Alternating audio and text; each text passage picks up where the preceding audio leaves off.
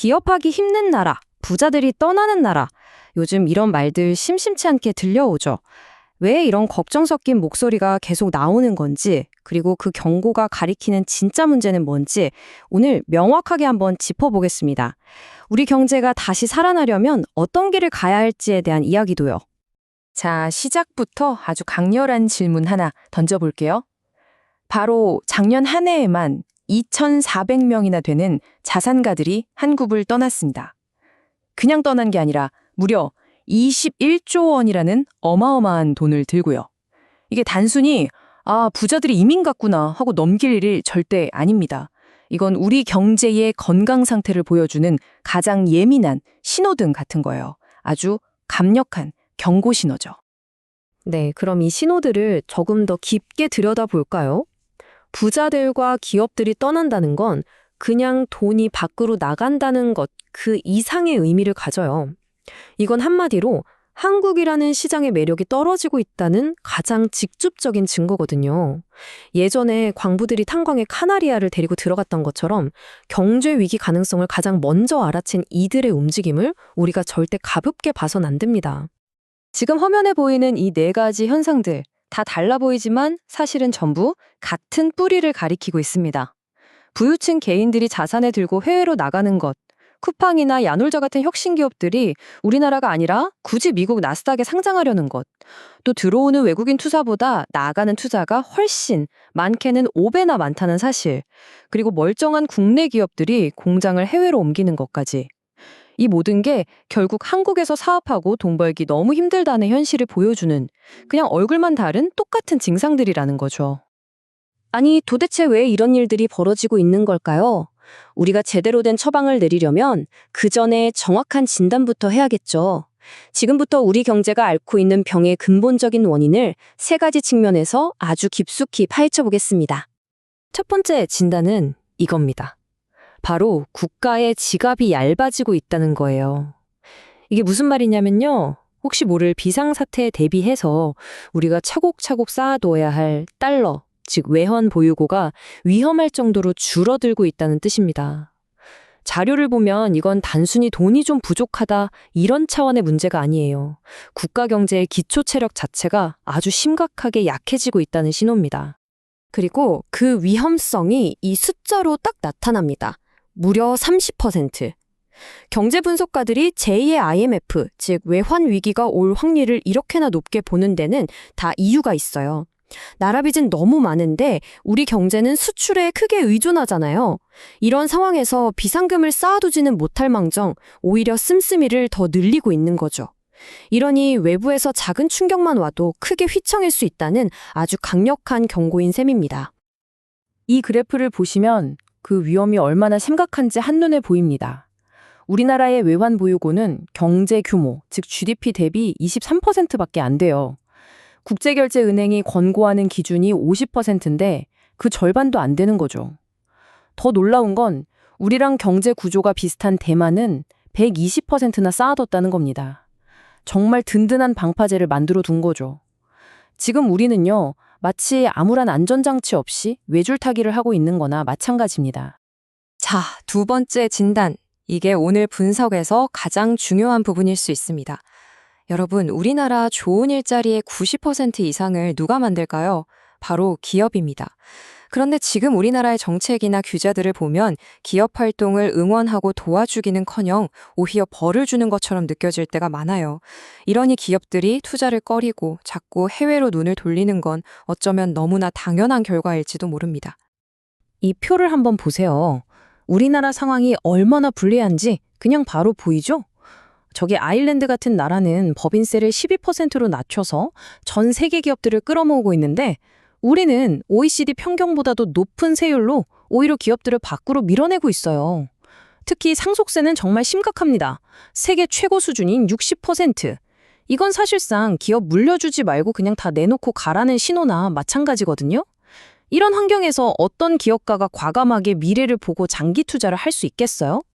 이렇게 기업하기 힘든 환경이 만들어낸 결과는 이 숫자에서 바로 드러납니다. 우리나라의 노동 생산성. OECD 38개국 중에 34위예요.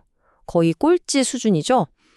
한번 사람을 뽑으면 해고가 거의 불가능한 아주 경직된 노동시장에 강성 노조 문화까지 이 기업들이 혁신하고 효율적으로 인력을 운영하는 걸 가로막고 있는 겁니다. 결국 일하는 시간은 긴데 효율은 계속 떨어지는 그런 악순환에 빠져버린 거죠. 자, 그럼 이런 거시경제 문제들이 우리 개개인의 삶에는 대체 어떤 영향을 미칠까요? 아주 직접적인 영향을 미칩니다. 기업 투자가 막히고 생산적인 곳으로 돈이 흘러가지 못하면 그 엄청나게 풀린 돈들이 갈 곳을 잃어버리겠죠? 그럼 그 돈이 다 어디로 갈까요? 맞습니다. 가장 안전하다고 생각되는 자산, 바로 부동산으로만 쏠리는 거예요. 결국 이게 내 집 마련의 꿈을 점점 더 멀어지게 만드는 악순환으로 이어지는 겁니다. 이게 그냥 기분 탓이 아닙니다. 통계가 딱 보여주죠. 지난 50년 동안 서울 아파트 가격은요, 89%라는 거의 필연에 가까운 확률로 계속 올랐습니다. 왜냐하면 1인 가구는 늘고 앞으로 외국인 인구도 더 늘어나서 집을 찾는 사람은 계속 많아지는데 온갖 규제 때문에 공급은 턱없이 부족하거든요. 이런 구조적인 공급 부족 문제가 해결되지 않는 한 이 추세는 정말 바뀌기 어렵습니다. 자, 지금까지 좀 아픈 진단을 내렸는데요. 이제는 희망적인 처방전을 이야기할 시간입니다. 이 어려운 상황, 그럼 어떻게 해결할 수 있을까요? 다행히도 해외의 성공 사례들 속에 우리가 앞으로 나아가야 할 길이 아주 명확하게 나와 있습니다. 이 유명한 속담이 해법의 핵심 철학이라고 할 수 있어요. 나라 살림을 그냥 현금 나눠주는 소모성 복지에 쓸 게 아니라 기업 투자를 끌어와서 양질의 일자리를 만드는 생산적 복지로 그 방향을 완전히 바꿔야 한다는 겁니다. 왜냐하면요, 최고의 복지는 결국 좋은 일자리니까요. 구체적인 처방전은 이렇게 세 가지로 요약할 수 있습니다. 첫째, 법인세랑 상속세를 다른 경쟁국들 수준으로 아주 과감하게 낮춰야 합니다. 그래야 기업과 자본이 한국에 머물고 싶어 하겠죠. 둘째, 법으로 금지한 것 빼고는 다 해도 된다는 네거티브 방식으로 규제를 확 풀어줘야 합니다. 그래야 혁신의 물꼬가 터지죠. 셋째, 창업자의 경영권을 단단히 보호해줘서 쿠팡 같은 유니콘 기업들이 굳이 해외로 나갈 이유를 없애주는 겁니다. 정책 선택의 결과가 얼마나 다른지는 이 두 나라 사례를 보면 극명하게 드러납니다. 당장의 표를 얻으려고 시장에 과도하게 개입하고 복지 지출을 마구 늘렸던 베네수엘라는 결국 경제가 완전히 파탄났죠. 반면에 법인세를 12.5%로 파격적으로 낮춘 아일랜드는 구글, 애플 같은 전 세계 기업들을 다 끌어들이면서 유럽의 호랑이로 다시 태어났습니다. 우리가 어떤 길을 가야 할지는 정말 명확해 보이지 않나요? 만약 우리가 기존 기득권의 반대를 넘어서 우버나 에어비앤비 같은 이런 신산업을 전면적으로 허용하면 어떻게 될까요? 자료에 따르면요, 무려 50만 개의 새로운 일자리가 생길 수 있다고 합니다. 지금 45%에 불과한 청년 취업률 문제를 해결하고 우리 경제에 새로운 활력을 불어넣을 수 있는 가장 확실한 방법 중 하나인 셈이죠. 그렇다면 이런 국가적인 정책 변화를 기다리는 동안 이 거대한 경제 흐름 속에서 우리 개인들은 뭘 할 수 있을까요? 내 소중한 자산을 지키기 위한 현실적인 전략은 무엇인지 한번 살펴보겠습니다. 이 타임라인을 보면 한 가지 좀 불판한 진실을 마주하게 됩니다. 뭐냐면 지난 수십 년 동안 원화 가치는 달러에 비해서 84%라는 아주 높은 확률로 계속 떨어져 왔다는 사실이에요. 이게 무슨 뜻이냐면 우리가 은행에 원화를 그냥 가만히 두는 것만으로도 장기적으로는 내 자산의 구매력을 계속 잃고 있는 선택일 수 있다는 의미입니다. 그래서 이 자료에서는 원화 가치 하락과 국내 경제의 불확실성에 대비하는 전략을 하나 제안합니다. 바로 자산의 90% 정도는 미국 달러를 기반으로 하는 글로벌 1등 주식에, 그리고 나머지 10%는 우리 시장을 대표하는 한국 1등 주식에 나누어서 투자해서 위험을 관리하는 방식이죠. 여기서 핵심은 어떤 회사 이름이 아닙니다. 바로 그 시대를 이끌어가는 가장 혁신적이고 안전한 자산, 즉 1등 기업에 투자한다는 원칙 그 자체예요. 왜냐하면 1등 기업에는 최고의 인재와 자본이 몰리기 때문에 위기에도 강하고 장기적으로 성장할 가능성이 높기 때문이죠. 물론 시대의 흐름에 따라 1등이 바뀌면 유연하게 그 흐름에 맞춰 갈아타는 게 중요하고요. 오늘 분석을 마무리하면서 마지막 질문을 던져봅니다. 우리는 과연 어떤 길을 선택해야 할까요? 높은 세금과 과도한 규제로 기업과 자본을 계속 밖으로 밀어내는 길을 갈 것인가?